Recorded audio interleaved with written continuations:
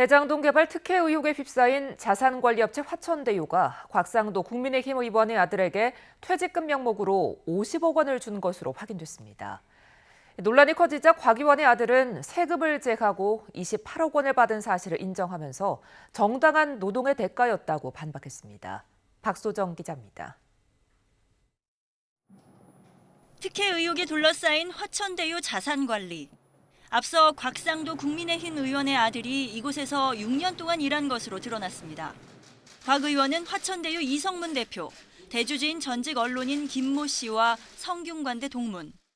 지난 17일 곽 의원은 SNS에 글을 올려 250만 원 월급 받은 아들은 채용 공고를 보고 입사했을 뿐이며 자신과는 관련이 없다고 강조했습니다.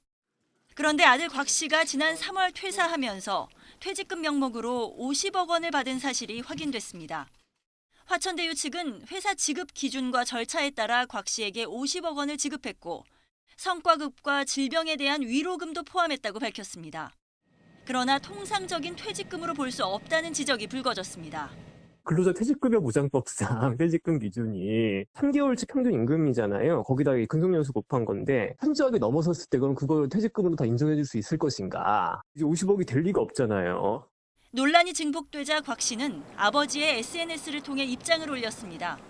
아버지 소개로 지원해 입사했다고 밝힌 뒤 지난해 퇴직금을 포함한 성과급 5억 원 계약을 맺었는데 퇴사 전 50억 원으로 계약이 바뀌었다고 설명했습니다. 다만 세금을 제하고 28억 원을 받았다면서 자신뿐 아니라 모든 임직원이 계약을 맺었다고도 썼습니다. 돈을 많이 받은 건 회사가 엄청난 수익을 올렸기 때문이며 건강을 해칠 만큼 과중한 업무를 한 데 대한 정당한 대가라고 주장했습니다. 반면 아버지인 곽 의원의 개입에 대해선 선을 그었습니다.